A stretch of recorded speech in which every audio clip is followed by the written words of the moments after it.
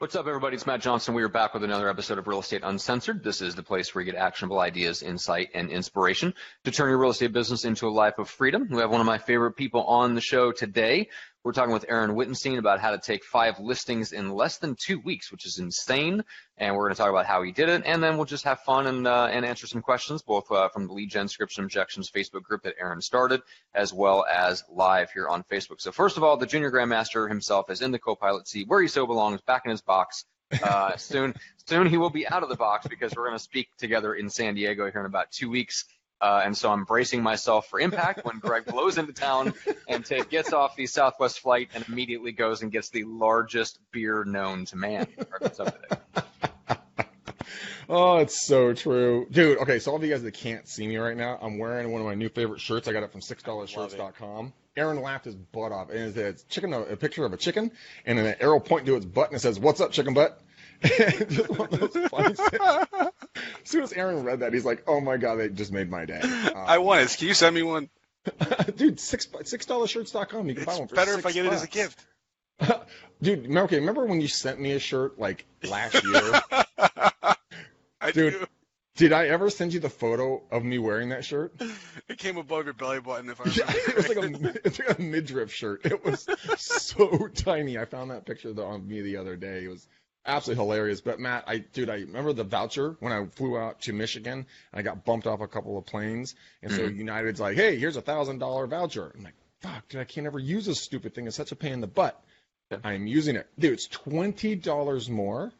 And I'm flying first class to San Diego and first class back for $375.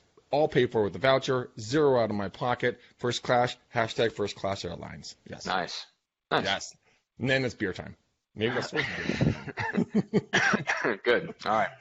Yeah, so you are coming down. We're speaking at the San Diego Association of Realtors Expo, which is towards the end of April. As we record this, is a couple weeks out, 2018. Aaron, do you have any speaking engagements coming up? I got nothing, man. I've been hunkering down and getting work done. I'd like to come to San Diego, but I wasn't invited. I know. Well, we'll have to put your hat in the ring next time. But I know it's a trip to get you on a plane and away from your wife and 3 beautiful, rambunctious children. Like, it takes a lot more than us. Like, we're basically, if you dangle a large boot of beer in front of Greg, he's on the nearest plane. Das Boot? Yeah, Das Boot? With the boot. Yeah, Greg will get him anywhere. But I think it takes a little bit more for you, Aaron, but that's all right. So for those that are watching that have been living under a rock and don't know who you are, Aaron, fill them in a little bit. Who you are, where you are, what you do. I don't know who the hell I am anymore. I'm whoever my wife tells me to be is basically what am I? I am a real estate agent in Westchester County, New York. I've been doing this crap for 17 years now, and I've been in New York for 4 or 5 years. So I built a small team here. We went from basically not knowing to where the hell I'm going to doing about $20 million in business last year. This is myself and Priscilla, who's my operations manager, who Mr. McDaniel you just met. I almost called you Craig McDaniel there for a second. I almost called you Craig. Yeah, I apologize for that. I really do. So this year we're on pace for $35 million, I want to say, and we just added in a new buyer specialist / listing specialist who's been crushing it. I created the Facebook group, the fun lead gen scripts and objections that I did on a sleepless night with yelling children. We're up to like 50,000 people in there. Don't look so proud of that, Greg. You probably got a kid out there. You just don't know it yet. That's the whole point. I don't have to listen to them. I am blissfully quiet in my house. Oh, I hate you guys. And then I got 3 little ones, a 6-year-old and 3-year-old twins. I had a lot of hair up until 4 years ago, and I don't know what the hell else you guys want to know about me. Yeah, Aaron looked like Tom Cruise up until he had twins. All the hair, like it just, yeah. Just sliding with his boxers on and socks just right past the living room. Is that exactly? All right. Well, I've got a couple good questions to kick us off. There was actually a couple of really good posts in the Facebook group today, which I'm sure, Aaron, you might have already spotted. But let's do this one first. This is from Jessica Dolan. She says, "I need a great script for my Facebook friends, the ones I never talk to," never in all caps. "I hate messaging them when I've never, ever messaged them before just to ask them for business. I think most would be annoyed." So, Greg, let's start with you. What would you say, Facebook friends that are, Facebook-only friends, essentially. You never talk to them, and then you feel like you should be reaching out to them to generate business, but you don't want to just send them a spammy message about, referrals. Good question. There's a couple different ways you could lead on that. It really depends on the size of your brass balls. I mean, you could legitimately just hit them up and be like, hey, it's Greg. I know we're Facebook friends, but we don't really talk. That's my fault. I suck. Let's get a time let's have a conversation. Let's see how life is. You could do something along those lines. You can offer a service or something of value to them. So you could go down to like a local steak place, like I have Forbes Mill Steakhouse here in the Bay Area, and go to say, hey, look, in my apologies for not staying in contact with you here, I got a link to a $25 gift certificate. Maybe you can take your husband or wife or whatever the other gender is or preference is to have a steak, and just wanted to see if that would be something of interest for you. I'm giving this away in the month of in the month of April. Do something like that. Or genuinely try to start a conversation with them. Hey, I see that you went to Hawaii the other day. That trip looked amazing. What was your favorite part? I plan on going there this summer. Just try to re-engage with them and what they're posting in their timeline. Might be something that you'd want to do, and then build that rapport. It's a tough way to start. I mean, yeah, that's weird. I don't know how you do that. Yeah, how about relationship? What about hi? How are you? So normal. So. Why overthink it? You either want to talk to me or you don't. Long time. Hi, how are you? And then just conversate with you back. Hi, how are you? Good to see you. That sounds suspiciously simple, Aaron. I don't think it'll work. It has to be more complex than that. I don't know, and I'm the difficult one usually. So. All right. What?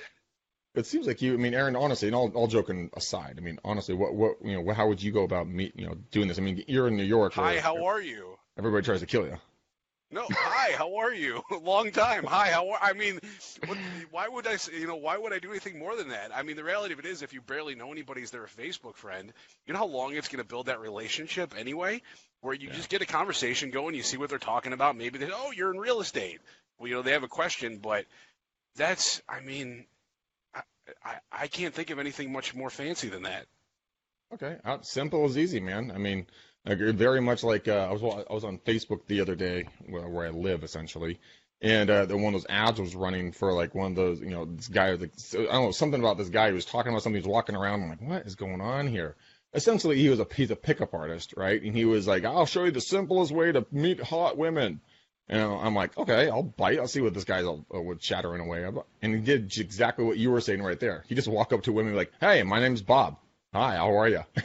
So when you said that, I'm like, pickup line in the world. Because you know your name and you say hi.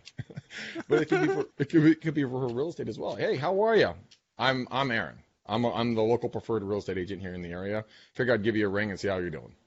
I mean, it could be that easy, right? I would send him a shirt that says, guess what, chicken butt. $6. It'd be like, I'm sending you a $6 T-shirt, and Matt Johnson loves it. Matt loves it. Loves it, I say. But I mean, Aaron, since we're on that subject, dude, tell them what you did and what result you got from a T-shirt.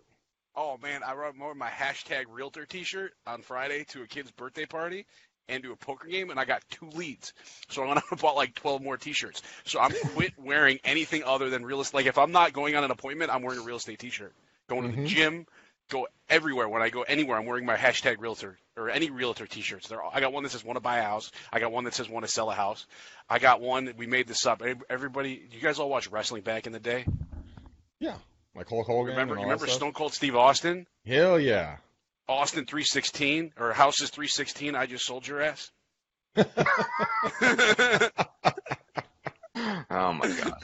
With the smoking skull. Sorry, as I digress. Oh, yeah, all right. Well, first of all, let's briefly say hi to everyone watching. Sherry, Teresa, Robin, Renee, Vic, Chad, what is going on, guys? And all the other folks that are watching that I can't see your names because you're not commenting and letting us know where you're at and that you're here.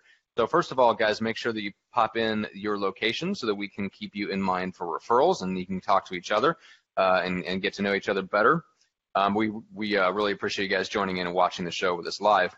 Let's take this other question. This is a really good one, and I have a very Aaron style, super short answer to this one that I will give, but I'm interested to see what you guys have to say. This is from David Durham. He says, if an agent wanted to boost their business in 21 days, what would you recommend that they do and why? And so, Aaron, let's start with you on that. So, what 21 days boost your business? What do you? How many things do we get? One or two? Let's go with just one thing. What's one thing they could do? It says hashtag realtor. No, FSBOs. FSBOs. FSBOs, baby. I mean, the reason with FSBOs is they're going to list usually within 30 to 45 days is when a for sale by owner is going to list. 21 days is when they start thinking about actually listing. So, in my opinion, I've seen as long as you stay on top of these FSBOs, you call them right off the bat, and you come up and you basically follow up. Within 21 days, you're going to start getting interviews. Okay. So that brings you all the business you need in 21 days. Interesting. Now, how aggressive are you on the follow-ups? Once a week on the follow-ups. So I call you day 1, then I call you day 7, I call you day 14, then I call you day 21, and then if you're not ready, 21, 28, 35, so on and so forth. Is that how you took those 5 listings, those listings in the last 2 weeks? That's how we took one of them. Really? The four expires, one FSBO. Yeah, we actually crushed the expireds. Yeah, it was 4 expireds, 1 FSBO is what we want to take in this month. Nice. So far, so nice. good. Okay, very cool. Awesome. Greg, boosting an agent's business in 21 days. Work consistently. That's what I would do. I mean, it depends on what you want to, identify as as boosting. I mean, Aaron may have a different idea of business boost than you would, or I would, or Joe Blow, Bob at Remax. I mean, we don't know what that boost is. So, for number one, identify what boosting your business actually means. Quantify that. So, how many listings, how many buyers, how many under contracts do you want? And then know your numbers. So I know that my numbers is that every 250 outbound attempts will result in one, prospect or suspect that are either going to do something now or do something in the future. So if I sit my ass down every day and do 250 outbounds, which will take me an hour and a half to 2 hours, depending on the length of conversations, means I can get up to 5 new prospects just by doing outbound calls. But then you can leverage that, and you can go online if you want to. You can go to networking meetings like we use with Rockstar Connect. You could do door knocking, which is incredibly effective, by the way. I mean, I forgot how much fun it was to go door knocking when I did it 2 weeks ago. It was, what does that look, Aaron? Like the, I'd rather do anything. Slightly throwing up in your mouth over there. Just blah. I mean, but it really depends on what you want to do for boosting your business. But I like what Aaron's doing. I mean, here you're very quantified. You know exactly your days. You know how you're going to do it. You know what you're going to need to do. But you're also a master of doing, expireds or FSBOs. I mean, thank you. Well, you just need to get your ass back on the damn phone so we can all watch you. Because okay, fine. Maybe I'll start doing that. It was a distraction, man. You can do the calls no matter what. Why don't you show everyone else how to do it? Then I got to talk to people while I'm doing them. Ooh, is Matt rubbing off on you? Like, I'm becoming a cranky old man like Johnson. My back's hurting me and everything. Your back's hurting you. Oh, Lord, my back is killing me. Your back. I thought you said your back. Oh, my gosh, guys. All right. So here's my super short contribution to this. So if an agent wants to boost their business in 21 days, I would do pretty much just one thing. I would look at what has already brought you the business that you have and double down on that. Period, end of story. Like if you literally wanted to double your business, I mean, the 80-20 rule almost always applies, right? So if you have some sales to look at, now it's one thing if you're starting from zero and you have no idea what works for you, but if you're doing some sales and you have an idea of what works, you might have like you might think that certain things are working, but I bet when you actually dive into the numbers, 80% of your clients probably come from 1 or 2 different sources. And if you just double down on those things and stop doing everything that isn't really that effective, you can probably double a business just like that. I agree. I think we lost somebody. I think we did. We lost Greg for temporarily. He'll be jumping back on, but yeah. We should get rid of him. Yeah, we'll just block him. It should be the 2 of us. Yeah, that's right. Oh my gosh. All right. So you tend to agree with that? I agree with everything you say. Yeah, well, I think that's everything you say. Awesome. I think you're one of the smartest 25 people that I know in the entire world. So I do agree with you wholeheartedly. All right. Well, now you're just blowing smoke. All right. Let's see. So, Aaron, do you read or listen to books? Not as much as I should. Yeah. But the last book that I listened to was "Sell or Be Sold" by Grant Cardone. Okay. How was the audiobook on that? Yeah? It was awesome. It's so much more fun listening to the audiobook with that guy. And he read his own book, right? He read his own book, and it's like, but I listen, like, I can only listen. I don't have the attention span to actually read, Yeah. but I can listen to everything. So I listen to all my audiobooks on 2 times the speed. Okay. And it's just, you fly through that stuff. Like, it was like an 8-hour book that took me 4 hours to listen to. Yeah, exactly. I cannot imagine listening to Grant Cardone on double speed.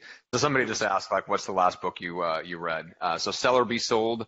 I haven't dived into it too much, but I did pick up Zero Resistance Selling, which is by Dan Kennedy and Maxwell Maltz, the author of Psycho-Cybernetics, which is amazing. So it is applying the concepts of psycho-cybernetics and just your own self-image and, visualization techniques and all that stuff, specifically to sales. So that is a really good one. I've dived into the first few chapters about role-playing. And the interesting background about role-playing is that if you go all the way back to, like, Napoleon Hill, and kind of where the idea of role-playing came from, it actually was not a 2-person exercise. It was a 1-person in your imagination creating an opponent to script play with, right? And then imagining you and visualizing the success. It's not working with somebody else to try to trip you up and throw a bunch of, like, obscure scenarios at you to try to get you to essentially screw up. The original intent of role-playing was to visualize the most likely objections you're actually going to encounter, and then picture in your mind over and over and over again successfully overcoming those objections. So it's interesting to kind of find that out and see that reinforced in that book. So you're screwing with yourself instead of letting someone else screw you? Yes. Well, it's not screwing with yourself. The whole point is to visualize success. I was going to go somewhere else. To reproduce failure. Yeah, exactly. I was going to go somewhere wrong with that one. I know where you're going with that. All right. Here's one from Jessica Chavez. This is just from earlier this morning. So for the experienced expired and canceled prospectors, so Aaron, that's you. Do you change your conversations a bit when you're calling old expireds or cancels versus newer ones? No, I mean, it's basically the same thing. I think I changed one word on my script. I'll say, you're probably where your property came off the market. Are you probably where you're probably where your home previously came off the market? So all it is one word that I added to the entire conversation, and then the script is exactly the same throughout. So don't overthink it. Everybody overthinks these scripts so much. The older ones are the same as the new ones, except you just added one word. Gotcha. Okay, makes sense. Very cool. All right, and I would just to follow up on that, one of the folks in your group, Casey Allen, was just saying that they were having a real trouble finding something on the market for their buyers, and they found the unicorn, and it was by looking at expireds and canceled that they had not relisted or sold in the last year.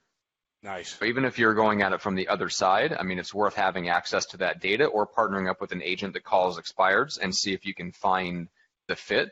Aaron, have you ever, if somebody approached you and said, look, I've got 5 buyer leads. There's nothing on the books. Hey, you're already calling old expireds. Let me give you my criteria and call with an actual buyer. Like, would that change how you script? Would you take advantage of it? Just offer that to someone today. Actually, they've got, like, because there's no inventory in our market right now. Like, there's seriously nothing for sale. So I was talking to the agent. I'm like, why don't you go scrub through the MLS, see if there's anything old that you want us to find, because we have so much data. Our expired data, I mean, we go back 6 years on expired data. Between that and circle prospecting and for sale by owners and expireds, the amount of stuff we have in here is insane where we haven't seized the market. So I told them, go through it, find us some sellers, and let's see what we can find. Then you can genuinely call and say you have a buyer. Yeah, that's kind of what I had in mind. So you would, if you had somebody, an agent that brought an actual buyer to you, you would change your script. You wouldn't just go general. You'd say, like, look, we have a buyer that's looking for a house just like yours. Exactly. I have a buyer. I have a buyer that's looking for a property just like yours. Are you still thinking about selling it? And then you kind of just expand out from there. Okay, cool. Love it. Yeah, and I think we've encountered this problem with one of our agents on our EXP team as well. They were asking because they're in Boston, which is kind of a similar cliquey market to what you run in. Douchey. I don't know about douchey, just like people are there, like they want to be there. They don't want to move out, right? So once they're there, especially if they get in, like the prices are high, they don't want to sell and then try to buy in the same exact market. And so there's just like he's got buyer leads and then nothing to sell them. So that's one thing. And if you're not an expired prospector, you don't necessarily have the data already, but find whoever the Aaron is in your area, go partner up with them and say, okay, here's my buyer leads. You're making these calls already. Here's the criteria. Now let me give you the excuse to call up and say you have a buyer, not just that you want to list the property. Sounds like that would work pretty well for me. Yeah. Oh yeah, no, it's a different idea. Just make sure if you're going to do it, you actually have a buyer. Otherwise, you sound like a scumbag.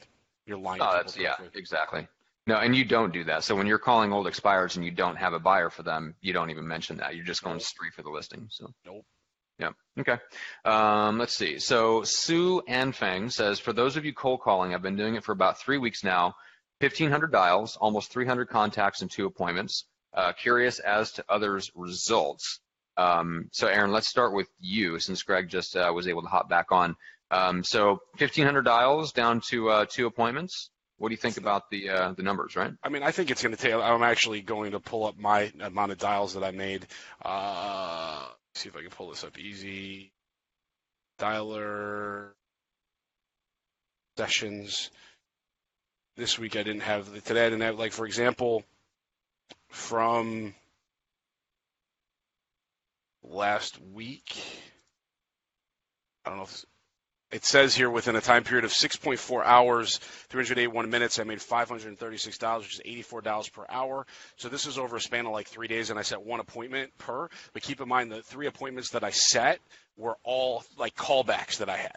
So these are all people that I've been nurturing. So to get 1,500 dials, so you figure 750 dials, I'm assuming the 3 weeks, give or take, 1,500, you divide that by 15, that's only 100 dials. Yeah, it's only 100 dials a day, 5 working days a week. Which basically means if you're calling 3, that's 30 dials an hour, which is less than 2 dials a minute. Wow, I can't believe it. I feel like freaking Rain Man right now. Yeah, you're just busting those numbers out. Holy crap. Wow. It's really not a lot. That's really not a lot of work the way I look at it. Yeah. Because that basically means you're working like an hour to an hour and a half a day over 3 weeks, so that's really not that bad. Mm-hmm. Yeah, to get 2 appointments. No, it's not that bad. You figure if you double down, like Mr. Johnson says, that would be 4 appointments. So if you actually did the amount of work you're going to do over 3 weeks, you have 4 appointments. Let's say you suck and you convert to 50%. That's 2 listings, $10,000 a pop, $20,000 over 3 weeks. That ain't so bad. Mm-mm. Well, and what should happen is that it compounds over time. Like you were talking about, the appointments that you set were all follow-ups. If you're calling for 3 weeks, you don't have really enough time for those to start popping. I mean, some will pop. They're expireds. If you're good, you'll get some appointments. But realistically, 3 weeks is not long enough to really see the fruits of your follow-up come to pass. Exactly, the fruits of your follow-up, of your points. I like that. Yeah, we'll get that on a shirt for Greg. Fruits of follow-up. That works. I'll take it. All right, Greg. Just put a big apple. Let me run the numbers by you again. So 1,500 dials. What is that? 25? No. What is that? 20%. 20% contact ratio. That sounds like it's not bad to me. We lost him again. We lost him again? All right. Well, what the hell's going on with his interweb? I don't know. It's hailing in Northern California right now. Oh, I got like a nor'easter going on outside. They just don't have the internet set up properly there. Sally's. It's just the two of us. All right, here's a good one. This is from Chris Turby. He's a new member of your group. It says, as calling expireds and withdrawals really sucking for everyone big time right now. He says, I've been in a slump 2 weeks, no appointments, no answers, people saying too many agents are calling. Is anyone else seeing the same thing? I've run a mailer and no hits off of it either, thinking that door knocking might be my next bet. So Aaron, what would you say to someone that just, because I don't know that this is 100% all true, like no result, like no pickups. Like if you're really making calls, it's impossible for no one to ever pick up unless you make 5 calls and then quit. But let's just say it's a feeling. And let's just say he's going through a slump. What do you tell people that are going through a slump with calling expireds? That happened to me last month. Greg, we spoke about that, right? Mm-hmm. We did. Yeah, no, I had a really bad last month. I only took I wound up taking 3 listings, 1 expired. I hadn't taken an expired in 45 days, and I thought it was really, really bad. And then I wound up taking in the first week and a half of this year, I took 4 expired listings. So it's all kind of cyclical. It's one of those things where it's like everything is like you wind up doing the work and doing the work and doing the work, and it's about the consistency. Don't mess with what you got going on, because as long as you do the work, results will eventually follow. It's 2 weeks, man. You know what I mean? It's like it's not the end of the world. Now, if you're telling me this is going on for 3 months, then it's something to look at. But there's not enough of a time, because you're going to have your ups, you're going to have your downs, and eventually, Greg, it's all going to even out, right? Yeah, well, it does even out, but you have to be consistent on the output of work that you do. You can't, when you and I spoke, you were kind of down in the dumps and kind of all like bah humbug. I'm like, come on there, Buttercup, cheer up, you got this. It's ain't no thing but a chicken wing. And you took some of the stuff that we talked about, you put it into action.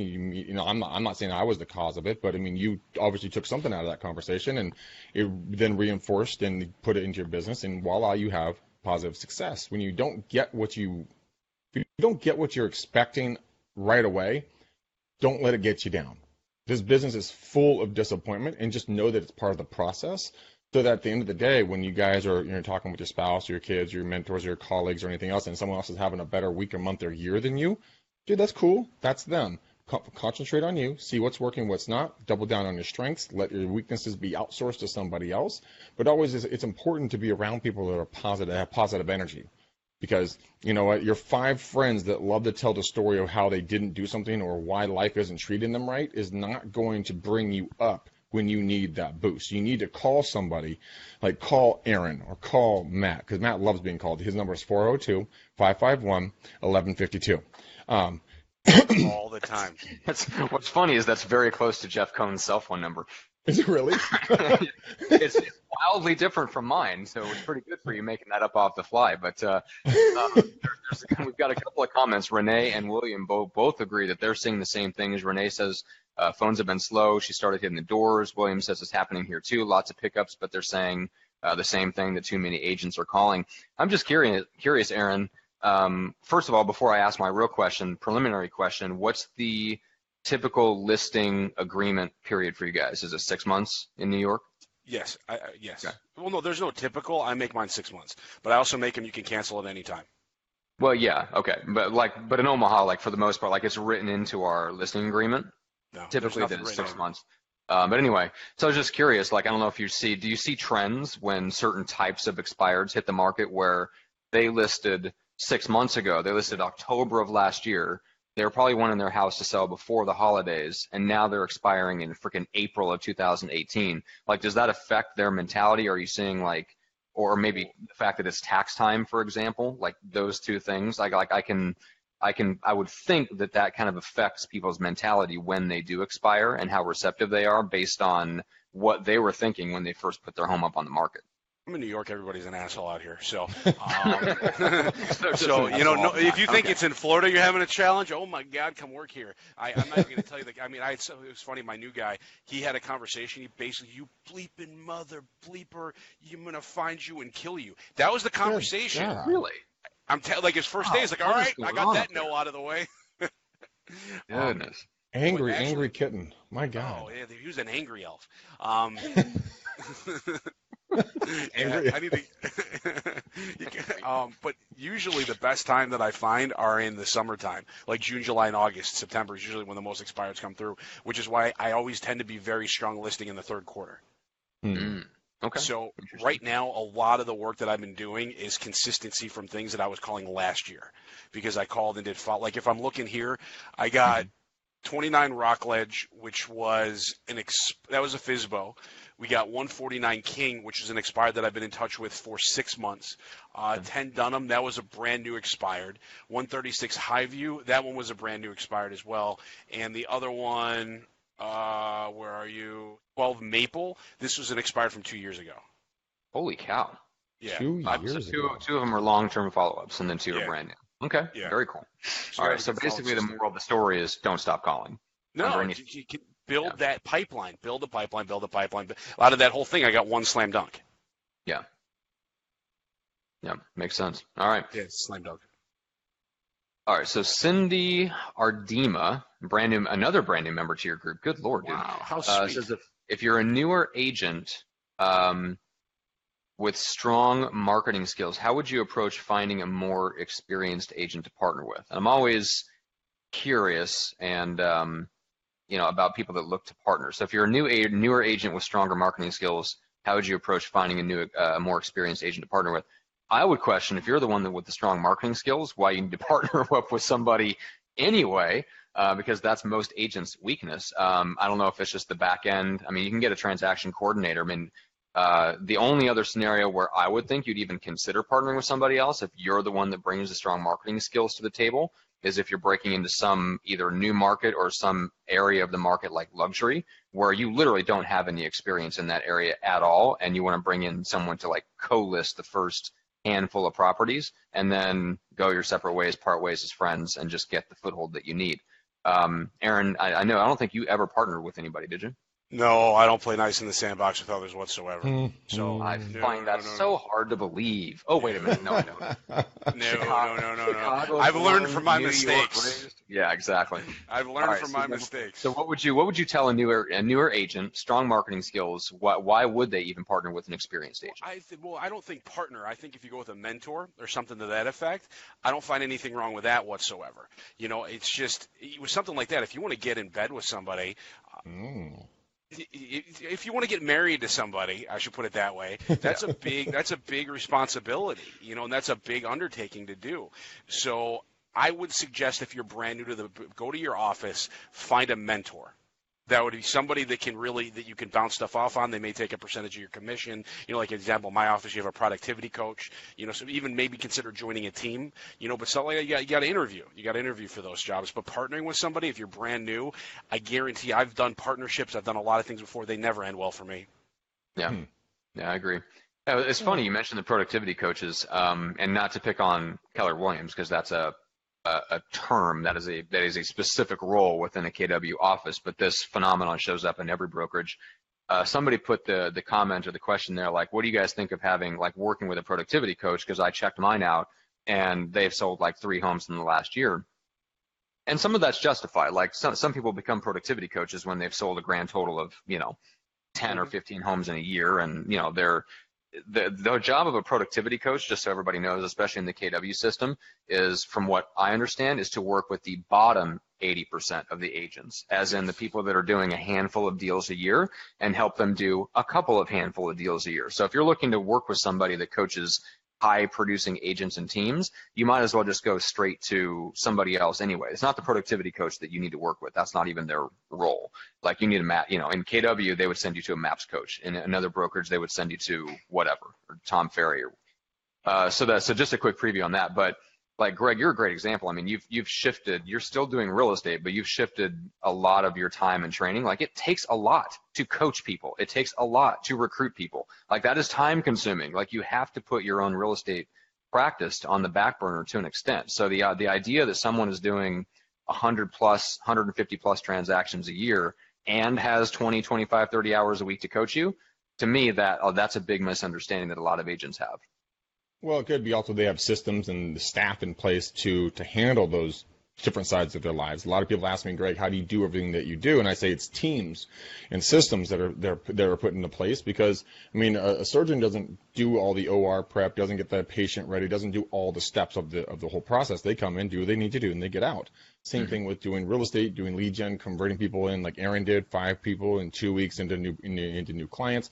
You didn't do all that work in 2 weeks. You did that work a lot prior to, but then you came in and did your surgical procedure. You took, you kicked ass and took names when the time was right. You have to understand, for your lead gen and everything else, you have to understand when and what to do so that you can be the most effective when you use it. So when it comes to people that are, trying to decide, should I join a team? Should I do this? How do I get more productive? First off, figure out what that means. Have a goal. Aaron has a very decisive goal. I mean, you have your numbers on what you want to do, how much you want to produce, and it's not a question of if it's going to happen. It's just how it's going to happen. So that's what I would first make very clear, is make a decision on what you want, and then you can work your numbers, work it backwards, and figure what you need to do on a daily, hourly, weekly, monthly basis to achieve that goal. I was a member of 2 teams before I went out on my own. When I got licensed, I started doing telemarketing for someone. When I was 19 years old, I got licensed at 21. I started working for somebody. It just didn't work out. You know what I mean? The guy, I learned a lot from him specifically, but it just wasn't a fit. He wasn't giving me what I needed. So I went to go with another team, and I worked for a $40 million producing team that I really learned how I want the business to run and what I want it to look like. But once again, the guy was a prick, so I left. I mean, I learned a lot. This guy was such an asshole that, I wound up leaving him. Funny story. The guy tried screwing me on a commission check, and he's like, well, on a referral fee, since you didn't do any work, I'm just going to give you 15%. I'm like, why are you being such an asshole? And he's like, I can't have you talking to me that way. And he let me go. The guy's now selling mortgages, which I find extremely beautiful. But I learned how it should be run. So the thing is, if you go work for the right team, you'll really learn how it is. I got team members right now that are really, I'm doing a good job, but you got to find the right people. Mm-hmm. And, coaches, I've been with a couple different coaches. I got a kick-ass coach right now where it's finding the right people that meet the same standards that you want to meet. Yep. And just that person that's going to take you to that next level. And sometimes you just mess it up. Right. Well, you're going to mess it up, and that's the whole point. But when you screw up, that's okay. It's part of life. That's part of the process. No, it's not. Yes, it is, John. No, I was it's going not. to say Johnson. Don't mess up. Be perfect all the time.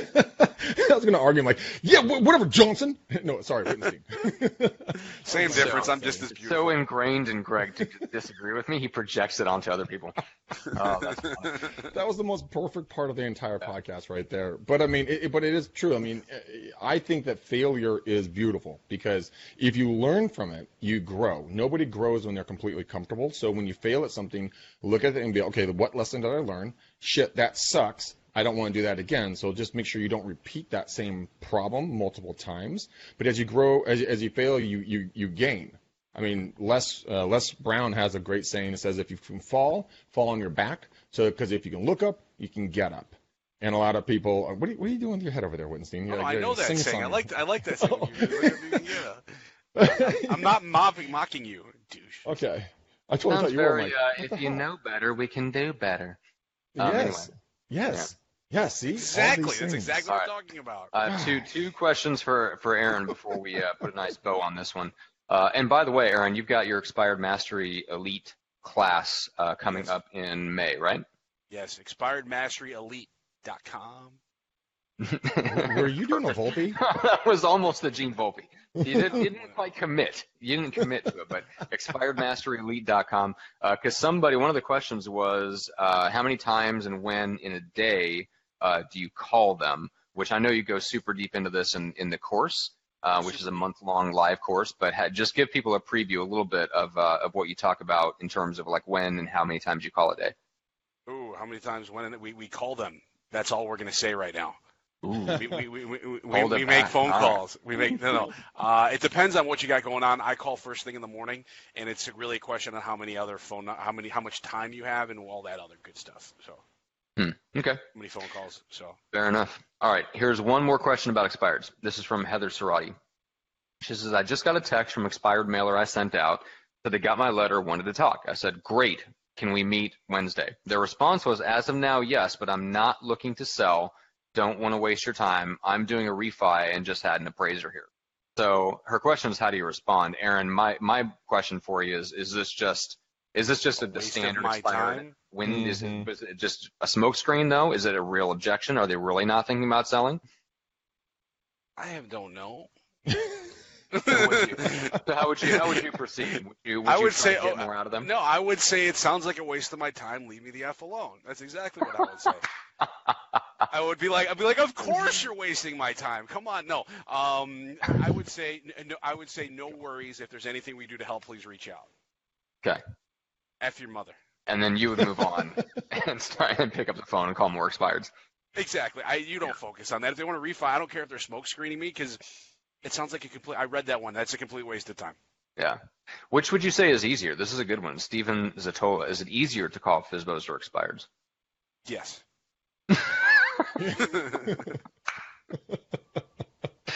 Oh, yes. I love it.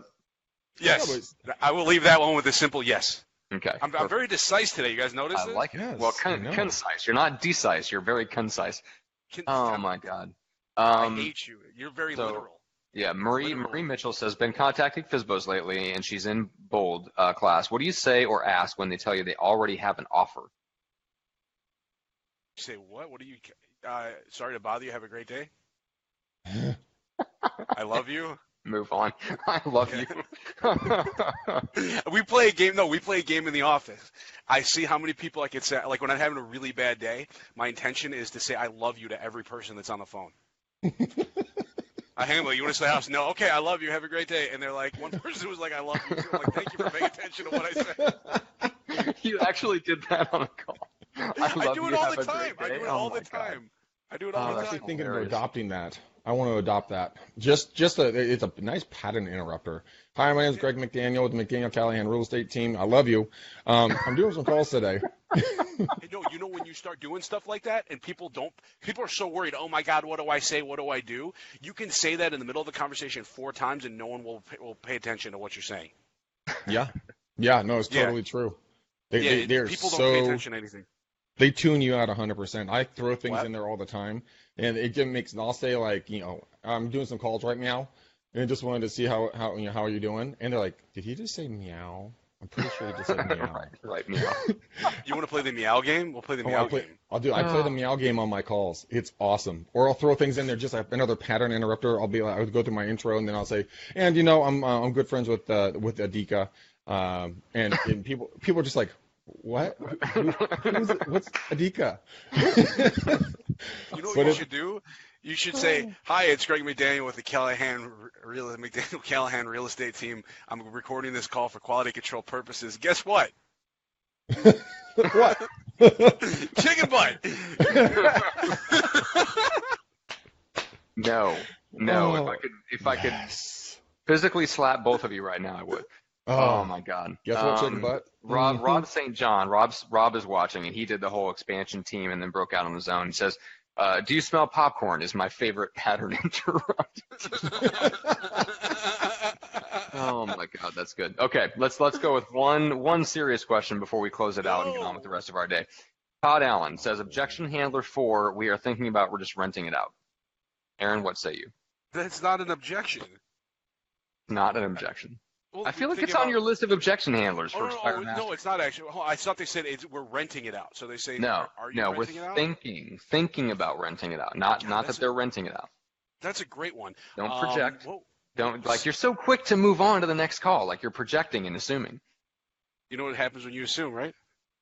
Make an ass out of you and me. You and me. Woo! Okay, so we're thinking about renting. So what would I say there? That's a great question. Greg, can you go first, and then I'll go because I can't think of anything off the top of my head. Well, I would immediately go back to needs and desires. I would say, okay, that's interesting that you're thinking about renting it. Help me understand so I can understand where you're coming from. What kind of prompted this thought pattern? And then they explain it to me. I say, okay, so what's more important for you? Did you want to sell it because there was a need for an infusion of cash, or was it just you were kind of interested about selling it and what you could get? And I start going down all these questions with people. Once I understand what their want, need, and desire is, then I'll do the pullback method and say, you know what, you're probably right. You might want to just hold on to it. But, I mean, right now, it's better to have, I guess, a couple of birds in the bush than one in the hand in your book, because you don't care about the cash right now. Is that what I understand? And people are just like, no. The goal is just to confuse the hell out of them. Yes, that's the goal. How many birds do I have? If I had 2 in the hand, but one flew into the bush, do I have one still in my hand? Pipe down, you two. Pipe down. So this is what I would do. It's a chicken, damn it. It's a chicken butt in the bush. But the thing is that I understand their wants, needs, and desires, and so as soon as I understand if they're just interested in selling or if they really have a need to, because I've talked to a lot of folks and I'll ask them, well, do you really need to sell or do you just want to sell? And then they just tell me what's going on, because I'm trying to dive down to what their core desire is, and we'll operate off of that. And then once I understand what they really want to do, I help them through that process. Because if I can help them do what they really want to do or need or should do right now, either one of 2 things will take place. Either 1, I will get business right now, or 2, I will have delivered value to them, protected them. That's my fiduciary responsibility, to protect my client, sometimes even from themselves, and then help them make more money down the road because they didn't sell today. We had a guy 2 years ago that sold with us, Terry, the Grand Master, mi papa, 25 years prior, 25 years, suggested this guy not sell his house. He walked out with over $800,000 cash in hand to him, went and bought 2 houses in Texas, and attributed the conversation that Terry had with him 25 years ago on being able to buy 2 houses in Texas cash. So It's really understanding their wants and needs and then helping them make that decision or open up that path and show them which direction to go that's best for them. That's how I would handle that situation. Yeah, I like your answer. We haven't heard mine yet, Aaron. Come on now. Okay, let's see. I want to know what your deepest wants and desires are. That's what I want. Yeah, exactly. Yeah, because I feel like there has to be, maybe if they've got really good rapport with Greg up until that point in the call, I feel like they might answer that. But if you catch them like on an expired and they're wanting to get off the phone and they're just giving you that objection because they want to get off the phone, the place where I would probably go is something like, oh, great. Like, do you already have a property management company lined up, like from one of your other properties that'll take over managing that for you? And then usually that will, like if they don't own any other properties and they don't have a property management company, that tells me that it's really just an objection. They really do need to sell that house. They don't need to be a landlord. Or you could also say something like, oh yeah, I mean, it's definitely an interesting time to be a landlord. Do you have a property management company in mind to kind of take over that? Because I'm happy to refer you to someone that I know is really good. And then that will kind of flesh out whether they're serious about that. And if I pick up that they're not serious, I would still then go, well, it sounds like you're thinking about renting not because you want to be a landlord or you think it's going to build your wealth, but really just because you kind of feel like forced into it because of the market. Does that sound about right? And then hopefully that would kind of create the opportunity for them to vent a little bit about not being able to sell the house, and then you're right back on track with the rest of your script. Well, I mean, you could also do something to scare the living shit out of them if they're thinking about renting, and you can be like, you know what, you're thinking about renting. I just heard the craziest story. Landlords are often eaten by land sharks. I mean, land sharks. Sharknado's a real thing. Sharknado takes place to landlords. That's right. But tell them this horror story. Like, you know what? I was just talking to another client of mine. He's been a landlord for a while, but he had the craziest scenario, and then like just tell him a crazy ass scenario, like, whew. He's on it for a while. He's really pretty versed in it. And after he got out of the hospital, he finally sold that house. Those stitches across his face. After he recovered from the all over third-degree burns and bee bite and bee stings, he finally sold that house. And those box jellyfish are mean. I mean, those box jellyfish, when they get mad, whew. Right. I mean, that's right. Mm-hmm. Like, have you ever seen The Walking Dead?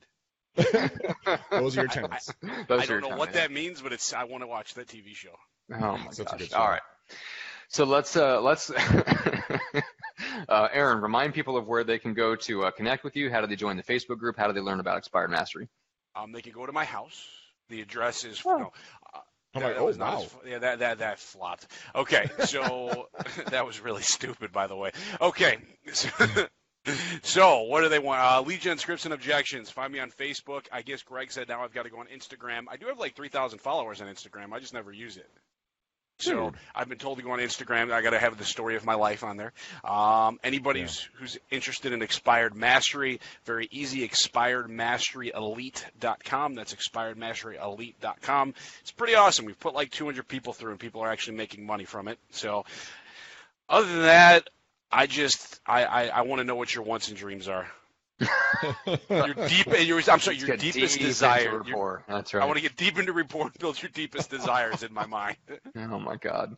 Yeah, no, I'm the bad one. Oy vey.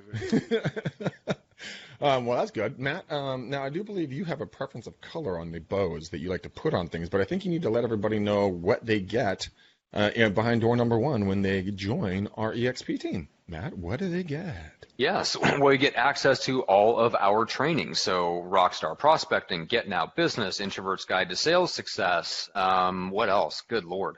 We've got like 2 or 3 other trainings in there that I can't think of the names off the minute, and we're always adding to it because you also get access to live weekly training where Greg goes in depth on a specific topic every single week into our private Facebook group.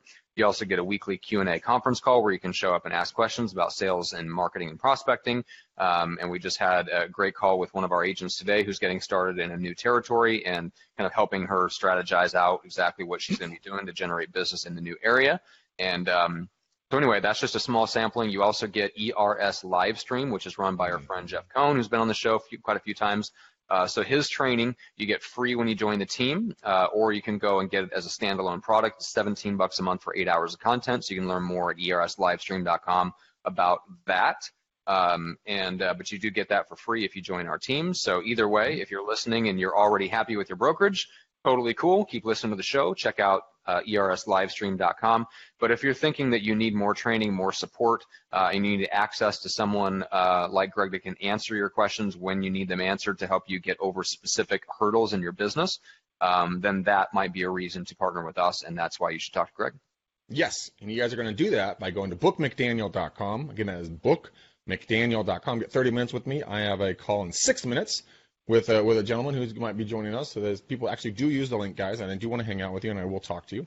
But we have a lot of fun. We also get private coaching with me instead of the McDaniel Challenge. I am turning that into now private coaching with our team anywhere in the world.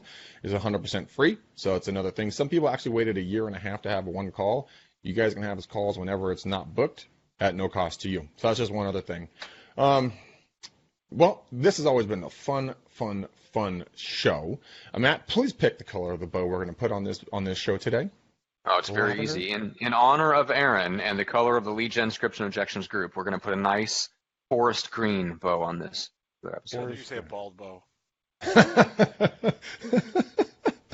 Oh, that's funny. All right, guys, we got a bald bow going on this thing, which is AKA forest green. Anyways, we love that you guys are watching this. Please share this. Please, give this to your broker if if this is something that's going to help somebody.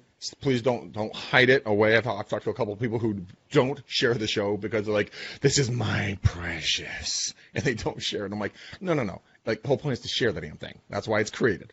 So go do that, guys. I love you to pieces. Aaron loves you. Even Matt loves you. And as always, we're going to come back with more amazing content. But until then, peace out, ninjas. We gone.